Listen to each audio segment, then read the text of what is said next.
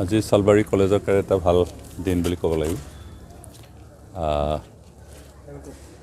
কেইদিনমানৰ ভিতৰতে আমাৰ কলেজ কম্পাউণ্ডৰ ভিতৰত কিছুমান কনষ্ট্ৰাকশ্যন কাম লোৱা হৈছিল। বিশেষকৈ আমাৰ ফ্লেগ হোষ্টিং কৰা জেগা, তাৰপিছত কলেজ মেইন গেটৰ পৰা ভিতৰলৈকে অফিচলৈকে অহা যিটো ৰাস্তা, কেণ্টিনলৈকে যোৱা ৰাস্তা, আৰু ফ্লেগ হোষ্টিং কৰা জেগাৰ পৰা আমাৰ মেইন যিটো ষ্টেজ, আমাৰ কালচাৰেল প্ৰগ্ৰাম ইত্যাদি হোৱা তেনেকৈ জেগালৈকে এটা CC ব্লকৰ ৰাস্তা বনোৱাৰ কিবা আছিল। তাৰপিছত কলেজৰ ছাৰাউণ্ডিং ড্ৰেইন, কম্পাউণ্ডৰ পানীখিনি যাতে বাহিৰত ওলাই যায় তাৰ কাৰণে পানী নিৰ্গত হ'বৰ কাৰণে ড্ৰেইন বনোৱাৰ ব্যৱস্থা কৰা হৈছিল।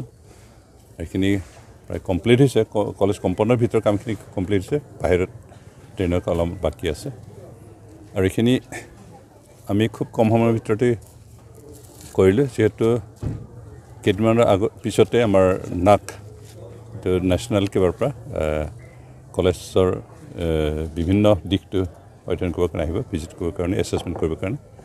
তাৰ আগতে আমি কলেজ কম্পাউণ্ডটো কেনেকৈ ভালকৈ বনাব পাৰোঁ, কেনেকৈ সজাই তুলিব পাৰোঁ, কাৰণ ইয়াৰ ওপৰতো আমাৰ যিটো কিবাটো তাৰ ৰেংক, কলেজৰ A গ্ৰেড পাব নে B গ্ৰেড পাব নে C গ্ৰেড পাব, তাৰ ওপৰত নিৰ্ভৰ কৰে।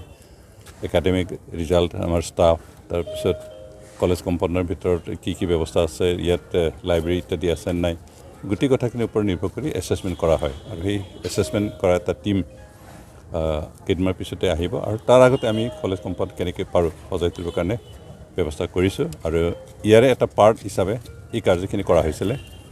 আমি প্ৰায় এমাহ পূৰা হোৱা নাই, 20-25 দিনমানতে কামখিনি কমপ্লিট কৰিছোঁ। আৰু কিছু বাকী আছে, সেইটো কলেজ কম্পাউণ্ডৰ বাহিৰত সেইখিনি কৰি থকা হ'ব। আৰু এইখিনি কমপ্লিট কৰাৰ কাৰণে এইটো আচলতে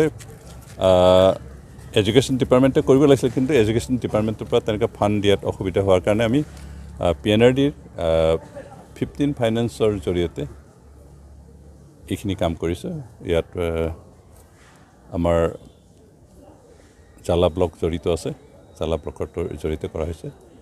এইখিনি কাম কমপ্লিট হোৱাৰ কাৰণে আজি মুকলি কৰিলোঁ। যিহেতু এইখিনি মুকলি কৰাৰ পিছত যিখিনি অলপ সৰু সুৰা বাকী আছে, সেইখিনি কেইদিনমানৰ ভিতৰতে কামটো কমপ্লিট কৰিব।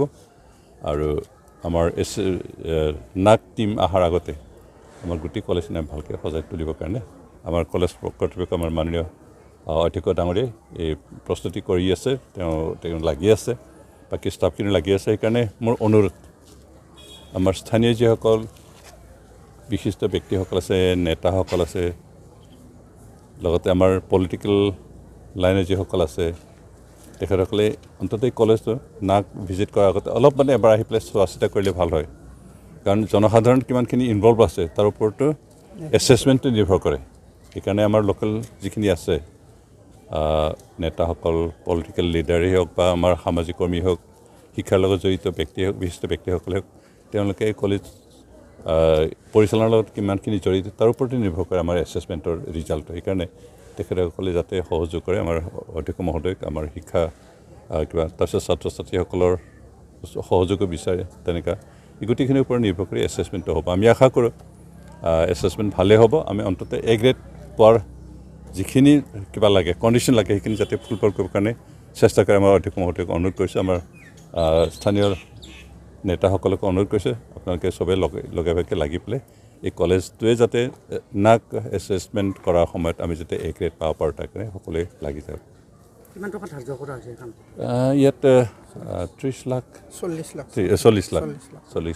ধাৰ্য কৰা হৈছে। আৰু সেইখিনি যথেষ্ট হ'ব, কাম কমপ্লিট কৰিব পৰা যাব যিখিনি কিবা কৰিছে।